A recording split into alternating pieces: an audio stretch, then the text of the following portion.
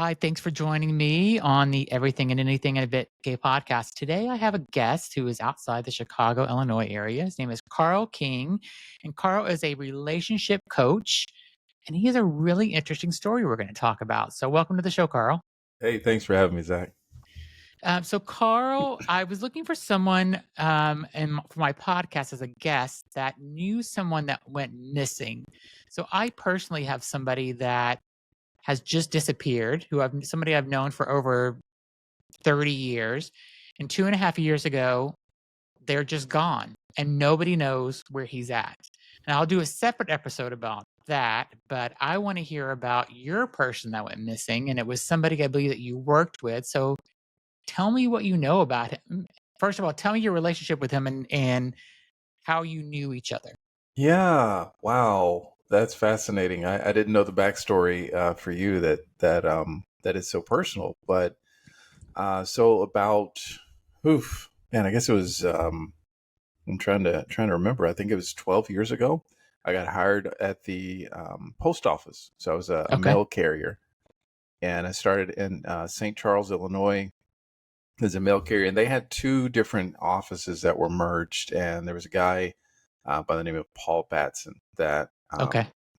that was working there, and he was different. I think he was quiet, which is, you have a variety of characters at the post Mm-hmm. office, and it's a smorgasbord of personalities. And if you're Yeah, in I'm sure. any way interested in people and characters and trying to like study and watch people and learn, the, the post office is such a fascinating place to be, and especially on the floor, because when you're in the office, there's such a it's a pressure cooker. Honestly, back in the 80s and 90s, there was a thing called going postal. We haven't. Yeah, I was going to ask you that. Do people really go postal? Yeah, no. It was a thing. Kind of is still a thing. Okay. And it's so when you're in the office environment, it is a pressure cooker, because you have people that you'll probably never see in your life that are breathing down the neck of the people that are there. So the supervisors are under the pressure of the postmaster, and the postmaster is under the pressure of people that you'll never see in your life, most likely. And so they are constantly trying to get you to get your times down, to deliver mail faster, to yeah, and that's the essence of it. Deliver mail faster. And how long were you working there? Yeah, I worked there about 5 years. Okay.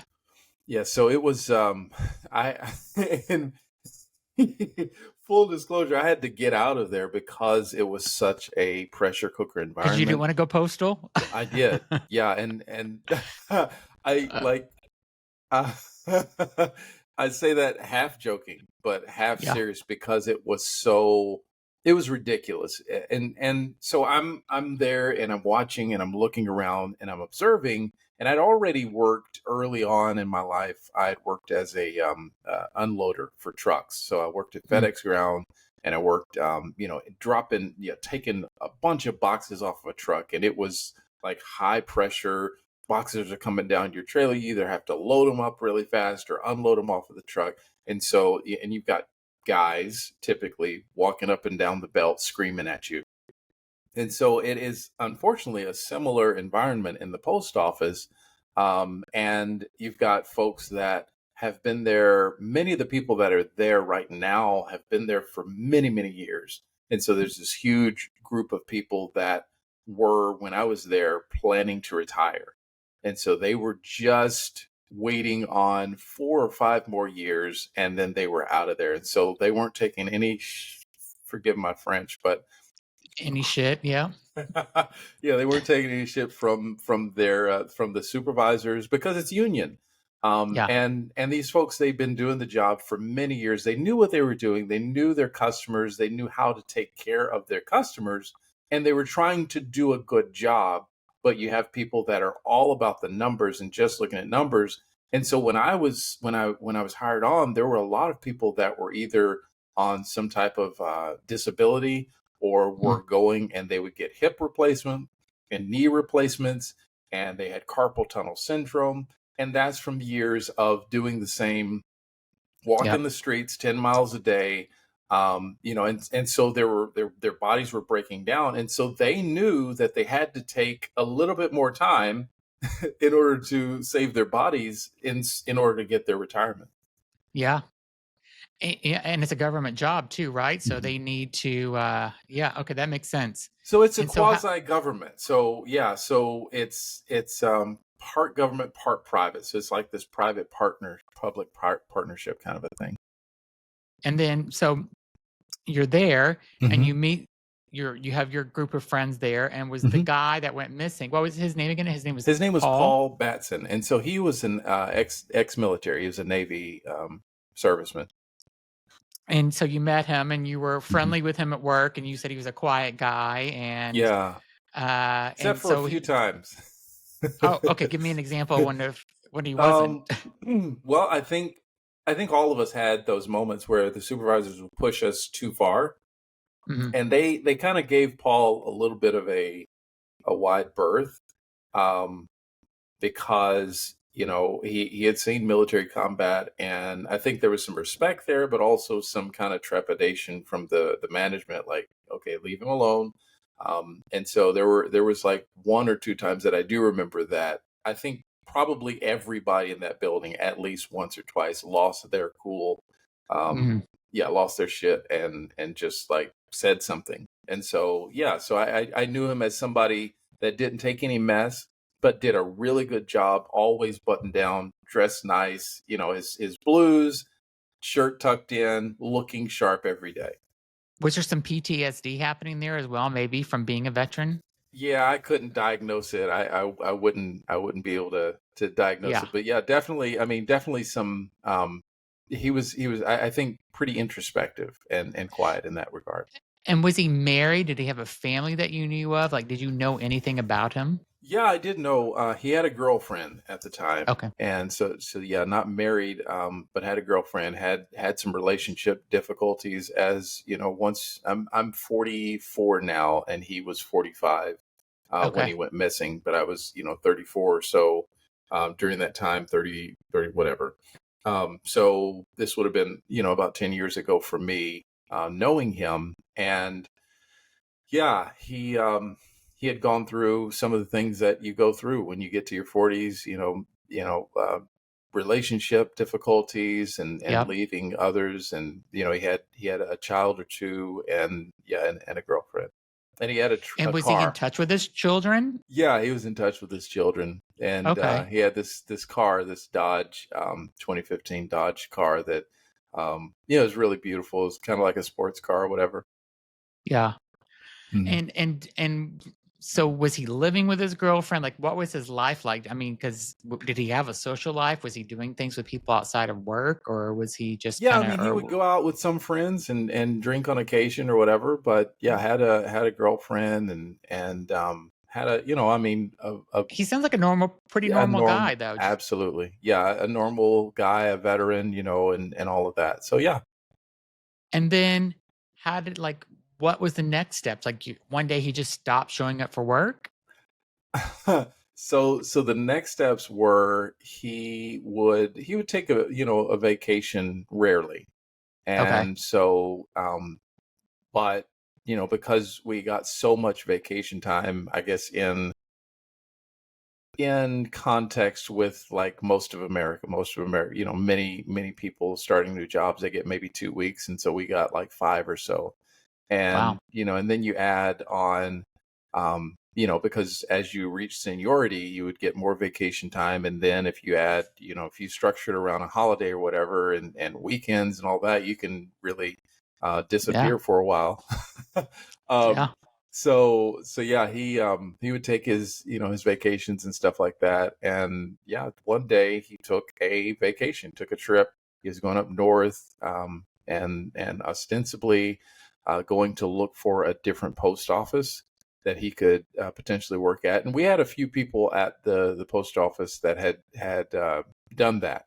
One guy that I used to go to ride to work with, he went up to uh, Man, the name is escaping me, but he moved to a place further up north in Okay. Wisconsin that he went to, be a postal carrier there, and then so transfers were really easy for the most part. But Paul wanted to explore what it was like in the area first, and kind of get some type of feet boots on the ground.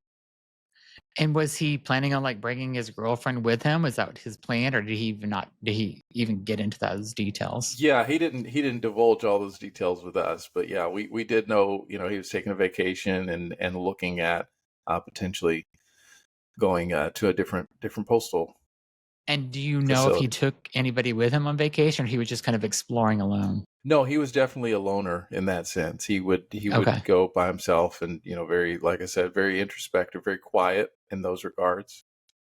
So he goes on vacation, he's Hmm. gone, Yeah. looking possibly for a new area to relocate to, Hmm. and then what? He just doesn't come back? Then yeah, he doesn't come back. And then initially people are, okay, that's fine, he's extended his vacation and everything's cool, and then the balloon goes up. Okay. Something's probably not right. Something seems off. His phone is not responding. Oh, Nobody's answering the phone. Something must be up. And so the authorities are alerted, and there's actually, then they find his phone.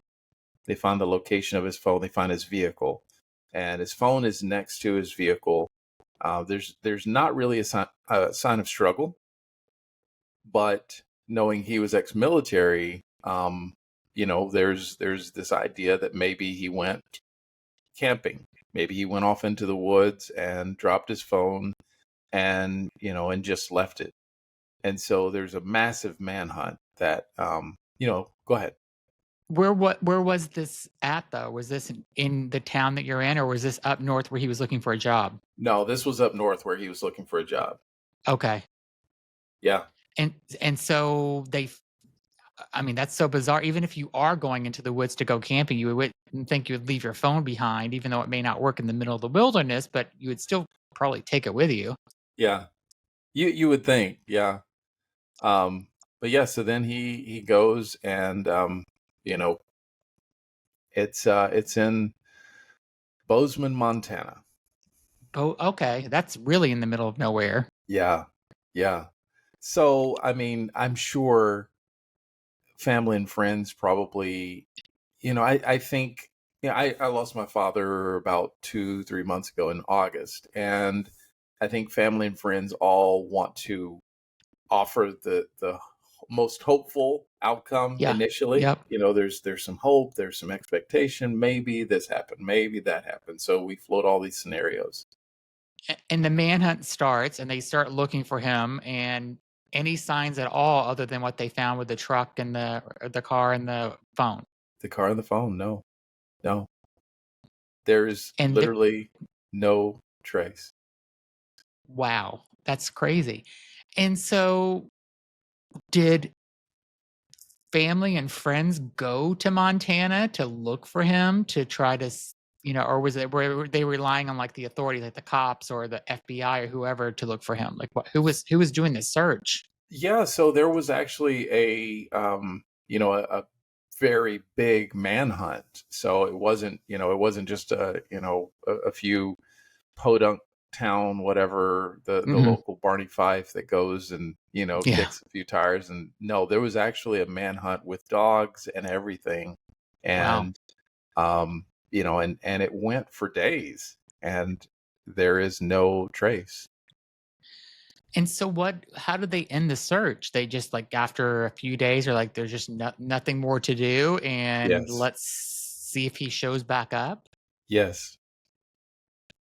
And what did his girlfriend do? Did she just I mean, was there usually the person, they always say that a suspect is the person that's in your life. Yeah. Was she ever, like, questioned? Did they ever think she had anything to do with it, or any of his family or anyone? Was there any suspects ever? No, about I him don't missing? believe there were any suspects. And the reason I say that is because so as I said, he was a quiet person. He was a Hmm. loner and a veteran, and so there was uh there was not an expectation that someone like his girlfriend or somebody overpowered him Hmm. and made his body disappear, something like that. And because there was no conclusion to the search, they didn't find anything. And so as a result, one of the theories was that he intentionally just disappeared, that he covered his tracks and disappeared and started a new life. Hmm. And he would not So be the first person. it just went off the grid and just said, "I'm done. I'm starting over." Yeah. And did they know anything about, like, was his bank accounts touched or anything? Was there any money withdrawn where if you're gonna go off the grid and start over, you would need to do that? Did anybody ever check that, or I no one don't hasn't? know. I'm not privy to that, honestly, Zach. So I don't want to speculate on that. Yeah. I think it's just so crazy Mhm. that people would just disappear. What is your theory? Is that what you think? He just like, I'm done and I'm gonna disappear, or do you think there was some foul play? Do you think aliens got him? Like, what's your theory?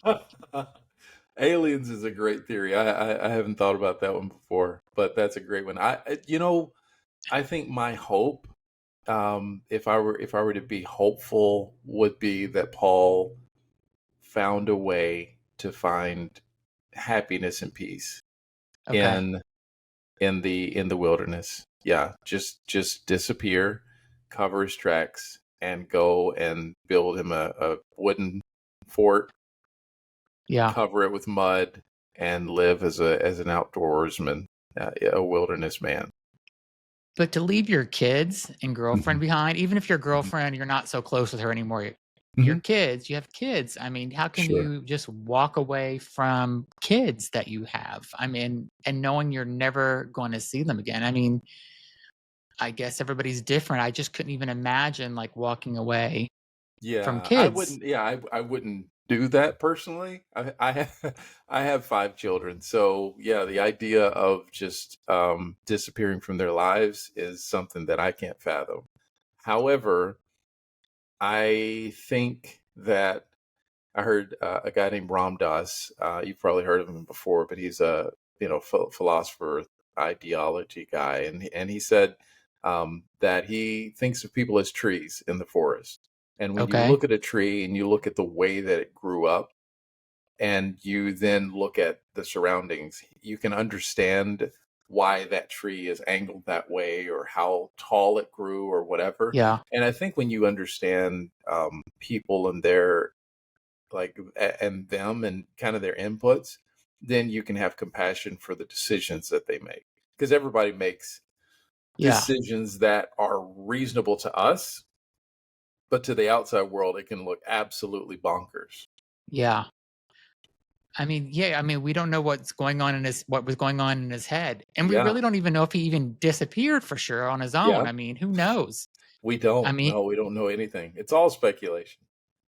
I think that's just so crazy to me that you think one day could you see him showing back up one day back in your town where his kids are just to, I mean, You know, wouldn't that I be the can craziest thing? I don't know that it would be the craziest thing. I can see him watching his children, guiding them in subtle ways. And even I could see him even checking in with his kids and, writing them a letter and saying, I am intentionally off grid and I support you and I'm here for you, but this is better for my mental health. This is something that I have to do in order to stay around. Okay, I guess it's just a different type of person that would do that. I mean, for me, I mean, sometimes I feel like, God, it would be great to just run away and, but I Yeah. mean, Yeah. I think we've everybody all has felt those. that, right? Yeah, exactly. And, just get in the car and drive and just like Hmm. never turn around. But I Hmm. mean, just to actually do it and to not, I don't know. I guess it's just like you said, it's kind of who depends on who you are and the type of Yeah. how you grew up. So maybe that's just he came to terms with it and just like, this is what I'm doing and this is what I got to do for myself and Mhm. I'm okay with it. So Yeah. Yeah, well, I think part of, some of the questions or the conversation around it was, well, he does have the training to disappear. So Yeah. is there a motive? Is there a desire for that? Um, and I mean, interestingly enough, I read a story a few weeks ago. It was about a guy that he he had done this, um, and he was discovered like three towns over. He had changed his name, changed his appearance, not like aggressively or anything, but it just Yeah. changed some stuff. And he was living a completely different life. And like he was 80 years old, and somebody was like, "Oh, hold on a second, you?" And yeah, come to find out, he had completely established a whole new identity. What was his reasoning for doing it? He just was sick of his old life? I think that one was because of a woman. Okay. Wow. That's gonna be some woman to make you go and change and just leave your whole life behind. I mean, Or person, right? Human, or whatever it is. whatever it is. Yeah. I mean, I think it's just insane. I mean, Mhm, again, I'm gonna do an episode separately from mine, but my friend who I've known over 30 years mhm, had some drug issues, yeah, but was overcoming them, mhm, had some mental health issues, living in New York City, mhm, which I think it's hard to disappear in New York City. yeah, And one day just stopped texting and stopped mhm, calling. And it wasn't odd that he did that because mhm, that's happened many times in yeah, our friendship. Where he just disappears sometimes for 3 or 4 months, and then mhm, he's back on. He's like, "Oh, I just needed to go away and whatever." sure. But this time it's been about 2.5 years he's been gone, and I've Wow, contacted other friends, I've contacted his family, and he's just gone. wow. And I've like maybe he went to jail. I've looked up, incarceration records to see if his name Mhm, comes out. I've looked up obituaries. I do a Google search and search for. I did a paid for one of these sites to try to find him sure. to see like if there's anything about him. Like a skip trace or something? Yeah, like the where you go and like if you're doing a background check on somebody just to see Yeah, like if it shows a latest address or a phone sure. number. Nothing. It shows that he's alive. It doesn't show he's dead, but that doesn't mean he's alive. But it doesn't show anything of any records. It doesn't. There's no criminal records that's coming up. Any recent criminal records. There's nothing showing up. I've looked, Wow. living in New York City too, you can go to these different databases and see if there are people in hospitals and stuff. Mhm, He's not showing up there. mhm, So he just kind of gone. And I've been in contact with his cousins because his sister doesn't talk to him and his mother and father are gone. mm. But his cousins are like, we Google him and look for him every week. And there's Wow. just no trace of him. He just complete. And New York City, it isn't like you went to the wilderness, you went to Central Park and you disappeared. Like, so I don't know if somebody killed him and got rid of the body. I don't Yeah. know if he OD'd on drugs. I don't know. Maybe he's in some mental institution and nobody knows his name. Mhm, I don't know if he's in jail and he just no way. But one time he did get taken to a mental institution and he ended up. I was the only phone number he could remember because my phone number is so easy to remember. And he mhm, called me mhm. because he's like, "You're the only number I know," because Mm. they took my phone away. And it, but now he's gone. He's just Yeah, disappeared. So and it sounds like you're still kinda waiting for that call, right? I mean, if he's dead or he's in jail or whatever the case may be, I just want to know at this Yeah, point. It's just bizarre that you just you're gone. yeah. And like somebody you've known for over 30 years, you just disappear and you don't say Mhm. anything. That's why I think it's got to be something bad. Something bad had to have happened, or he's put Yeah. away somewhere or something. And so I don't know what it is.